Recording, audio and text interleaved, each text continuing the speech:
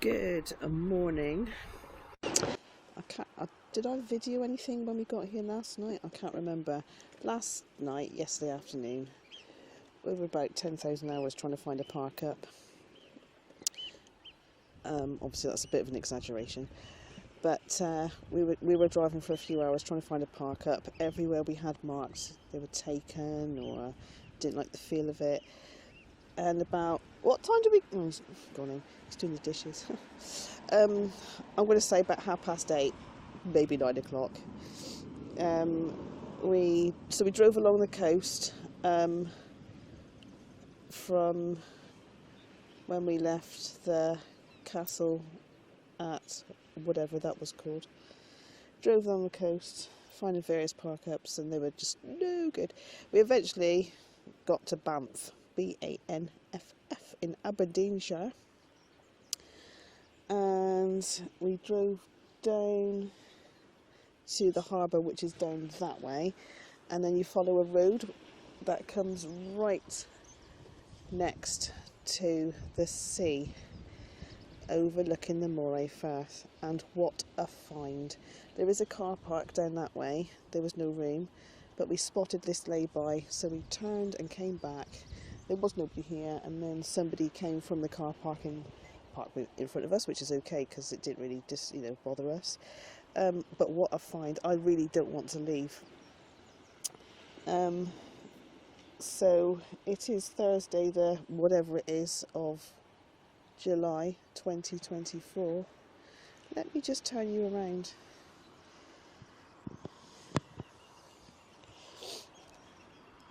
Look at this.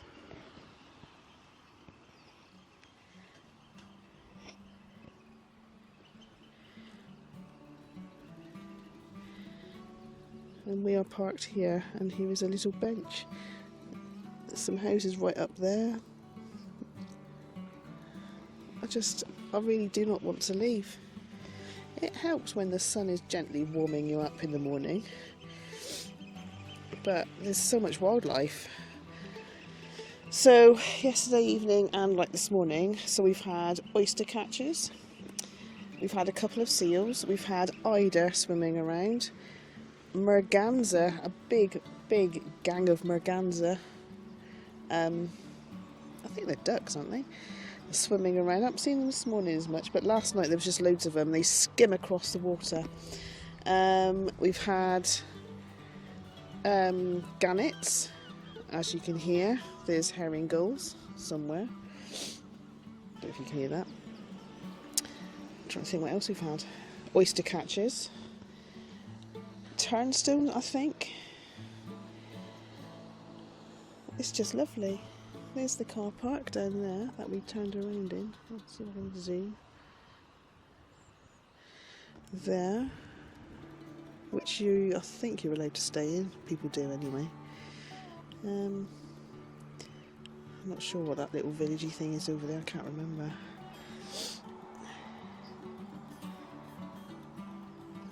Tide is going out.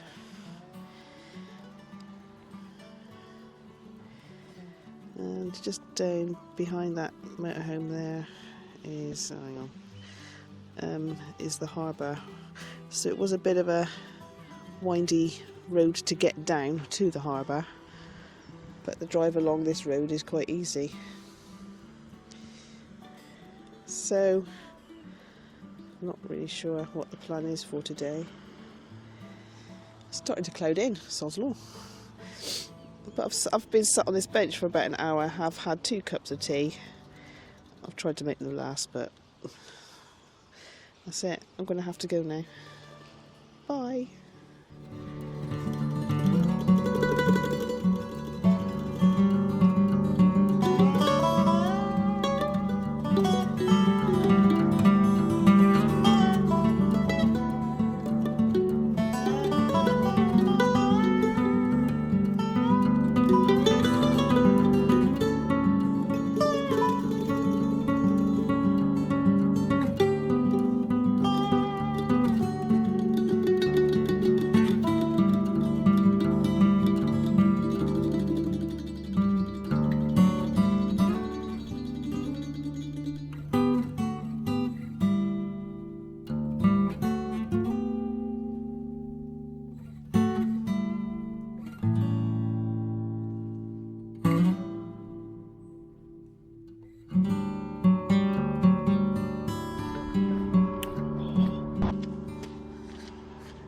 Hello. We have driven to nearly a castle.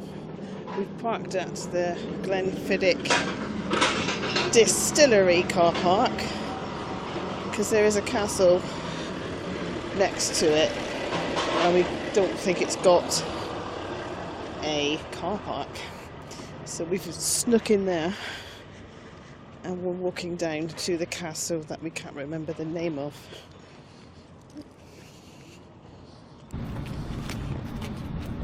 Right, Balvenie or Balvenie, I would say, Veni or Veni? Balvenie Castle. That looks like it up there.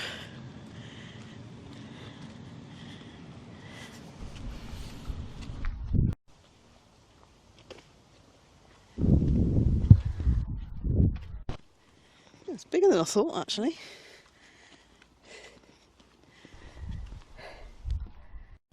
Oh. Right, there is a car park here, which is okay for cars, not for motorhome. And we definitely wouldn't have been able to turn around, probably.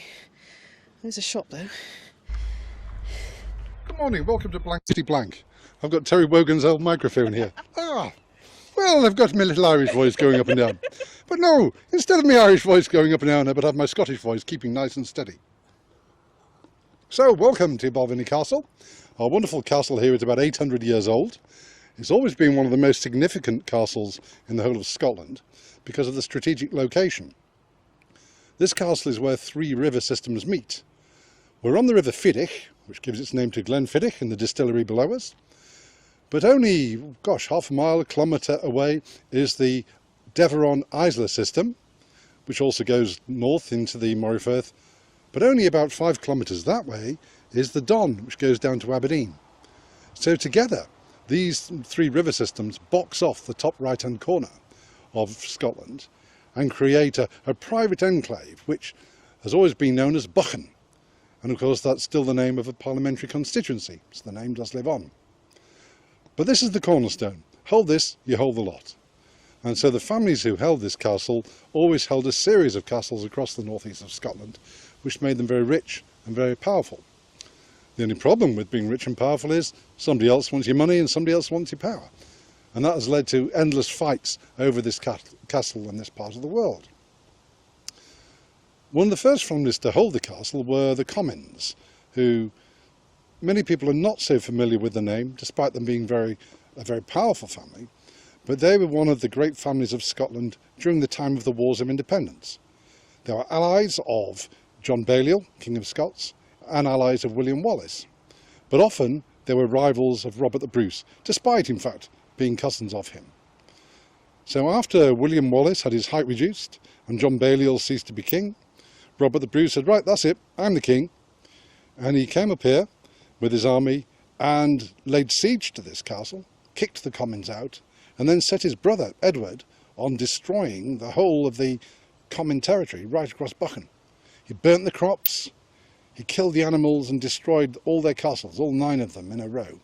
So, to some, Robert the Bruce may be a spider-conserving national hero, but to others, especially around here, is a bit of a villain. Now, parts of the castle do date from that time. The back and side walls date from the time of the Comyns and Robert the Bruce, and also our very impressive moat. Probably unique in Scotland because most Scottish castles have a straightforward square box like you see behind us, or a tower house with some kind of simple moat around it. But the moat here is rather more like the castles of North Wales, like Harlech amongst others. And this may very well be because one of the most unusual residents of this castle was Edward I, King of England. And he lived here in 1304 when he was giving the Scots up here a bit of a kicking. So it may well be that Edward did an upgrade here in 1304. So I always encourage visitors when they come here to the castle to start their visit by looking at this impressive moat, because when they stand on the edge of the moat, they're looking at the castle just as it appeared to Robert the Bruce when he besieged it in 1308. Not much has changed in that time. But on the other corner of the castle behind me, you see big windows, an enormous change, because that part of the castle was upgraded to a palace between 1547 and 1557 by the Stewarts of Athol. In fact, a couple called John Stewart, the 4th Earl of Athol, and his wife Elizabeth Gordon, who was daughter of the Earl of Huntly. Her arms are at the top of the castle, so it's undoubtedly she had a very strong hand in the design. And you can see great big windows which used to have glass in them, interior toilets, because this is the 16th century, you know, and no moat anymore, because this is the 16th century, so we can landscape the motorway to gardens and leave ourselves protected with new high-tech gun ports. We don't need to poke people with spears anymore in a moat, we can just shoot them. Far more civilised and far quicker. And the castle was such a draw that Mary Queen of Scots herself came here in September 1562 and dined in the great hall behind me and stayed in the round tower, probably in the Countess's room at the top. But that really was the end of the glory days of this castle. It passed from hand to hand in the 18th century, and finally, in the 17th century, and finally at the start of the 18th century was in the hands of a man called William Duff. He was a rising star, a merchant who was doing very well indeed, so he wanted to make himself part of the landed gentry. He managed to purchase the estate from after his uncle, the previous resident, had passed away and the estate had gone back to the crown. And William Duff then said, "Oh, I don't want to live in a castle. It's 1724. It's so last century." So he built a house behind me, just the other side of the trees, and he took the roof off so he didn't have to pay tax. And what a way for a castle to end, going from being fought over, being the linchpin of the northeast of Scotland, to being de-roofed as a tax dodge. But the house he built kind of lives on, because he called his house Balvenie New House. And it wasn't big enough for his style or his ego for that matter, so he built a much grander house in Banff, just to the north of here, and he abandoned the house here. It was subsequently bought by William Grant of Glenfiddich Distillery, and he built a new distillery in the ruins of the house, and he called it Balvenie Distillery. So that's the reason we have both Balvenie Castle and the great distillery of Balvenie, so we have a long familiar link going back 300 years this year. But I do encourage people from all over the world to come and visit our wonderful castle, because it very much embodies the history and the grandeur of Scotland. Right, that was brilliant. Thank you, Matthew. Caretaker was he? Steward of the castle. He used to work at Powderham Castle in Devon. Yes, he did. Right, anyway, yes, huge thank you to Matthew. Right, so this is That's the original moat. the original moat down the here. vertical wall. Ah, oh my God. Yeah, Sudden drop. Warning, sudden drop, yes. Yes, it is. That's the road we came up, yeah. walked up. So that would have carried on all the way around the castle, and then a drawbridge down there by the entrance. Yeah. But when they changed it to a house, they landscaped it and turned it into a garden, like Matty just said. Yeah. Matthew, yeah. Oh, there's a little drippy thing coming out there, look. Oh yeah. Yeah. Didn't look good though. Right, just about to go on this path, and the path is loaded with bees flying on the surface. And I'll put the microphone down, you might be able to hear them. Hello.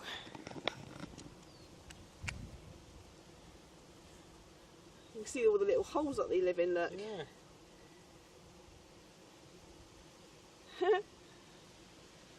Okay, I think it's grass. best to walk on the grass. We don't want to upset the bees, no. Be foolish. That would be foolish. See what you did. Right. Iron Yett. The two-leafed Iron Yett gate on your left was designed to withstand a battering ram should the two outer wooden doors, note the double pair of crooks on either side. Oh, there, hang on, I'll show you that in a minute. Have been burnt or broken, the garrison could continue to defend by shooting between the bars. There you go. Just say crooks. Yeah. Yeah. Oops. Right, so to the left as you come in is the porter's lodge or guard room. Oh my Oh, I can't go any further.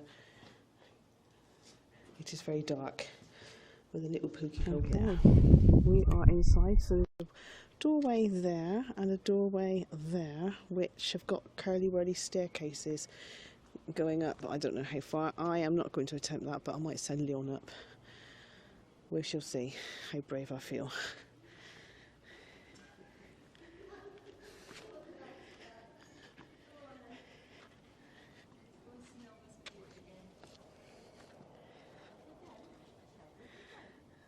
Right, there's a well.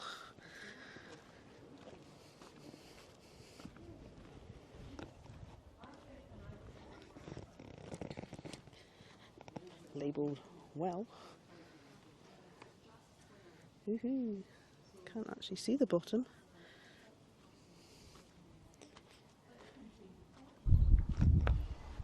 Okay, so this is how it would have looked, as Leon's just said, complete with horse and dog.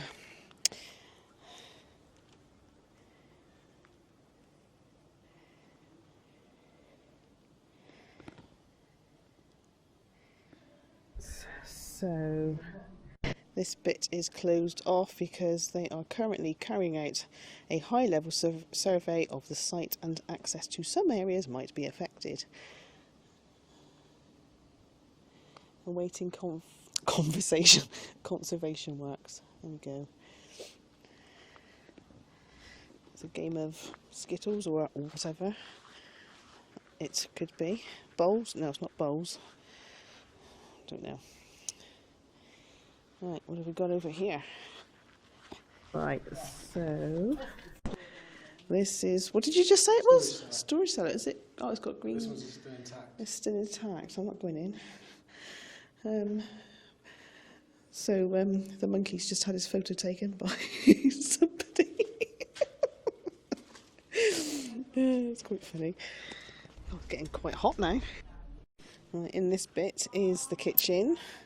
And it says over there, slop drain. Oh, dead bird, I'm just about to walk across. Slop drain over there. And what's that say? Brew house.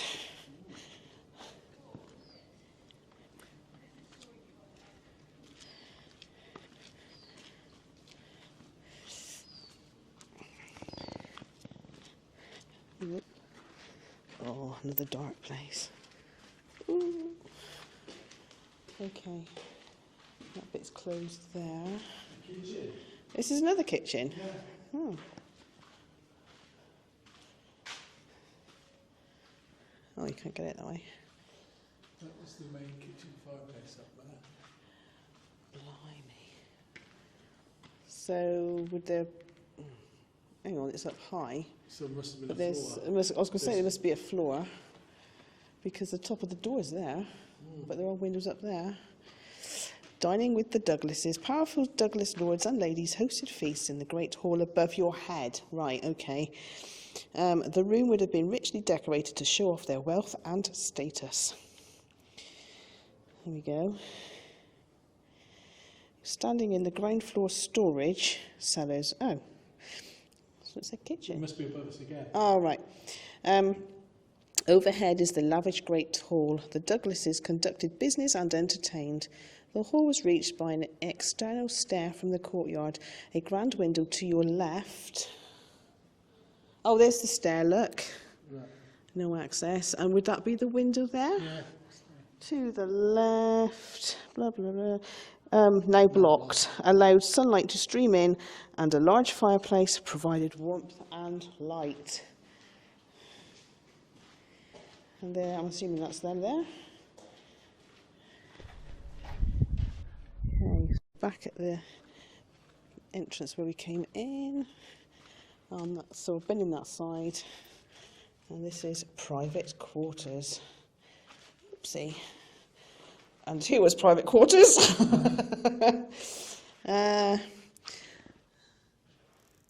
Probably the accommodation for the castle steward.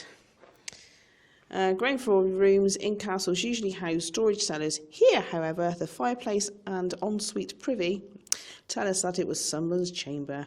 The unusual layout may have been inspired by Nearby Huntly Castle, the childhood home of the Countess of Atholl, Lady Elizabeth Gordon, as the owner of Balvenie or Veni, I can't remember what the bloke said now, Matthew. Through her marriage, Elizabeth was probably responsible for the renovations here.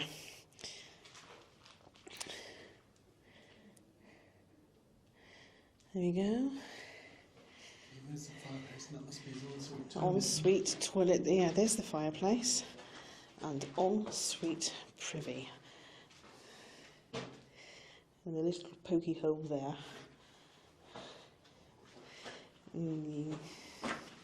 There's, oh, hello, hello. Oh, there we go, look. Just missing the sea. Just, oh, there.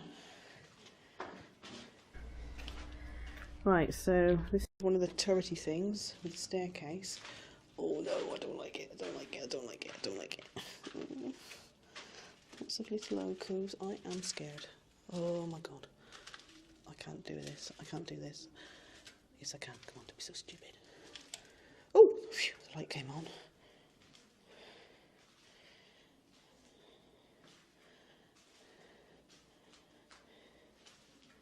I've no idea what this is in here.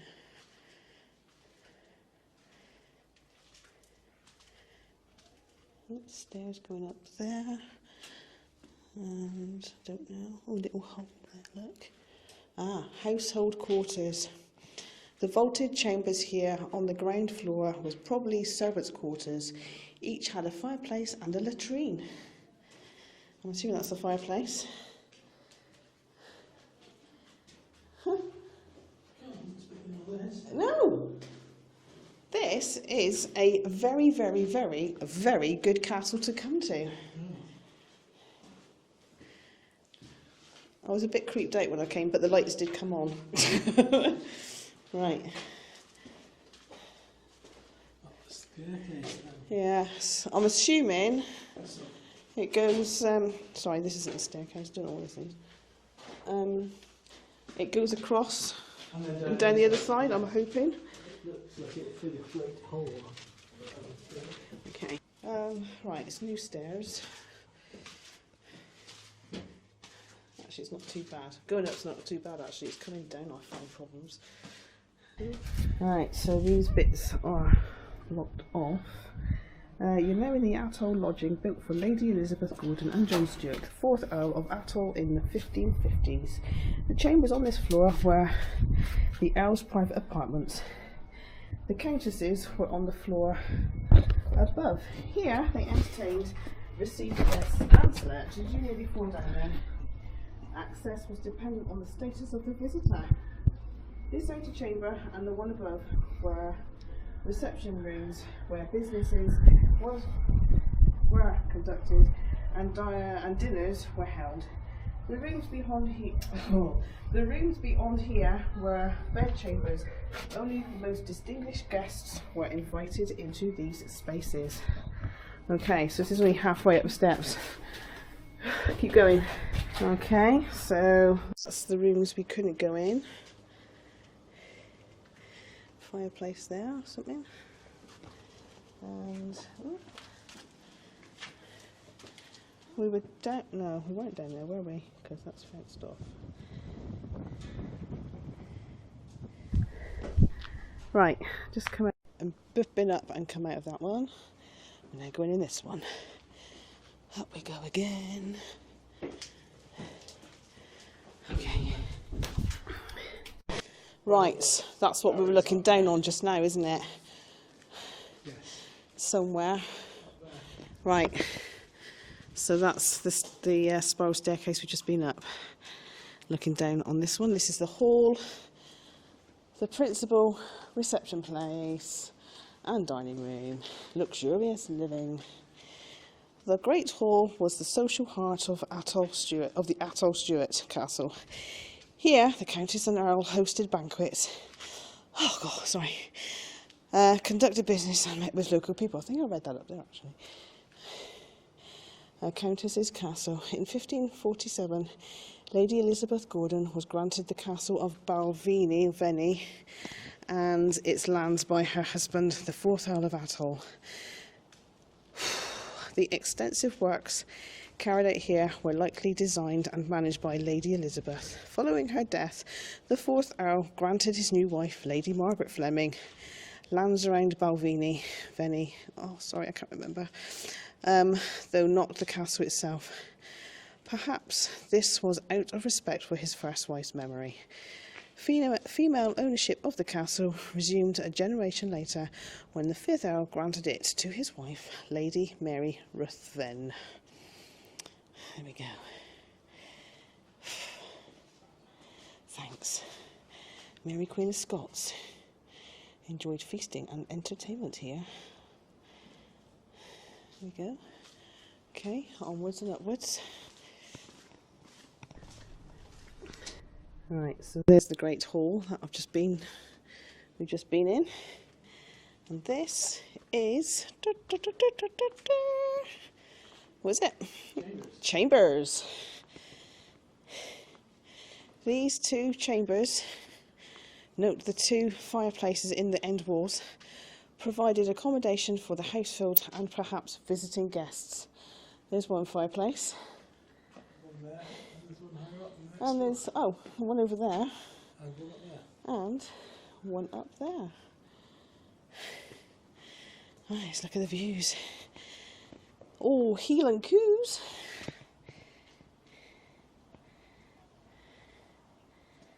Over there. In that field. And this is looking down into the, I don't know, would you call it a courtyard? I have no idea. In the middle bit, anyway.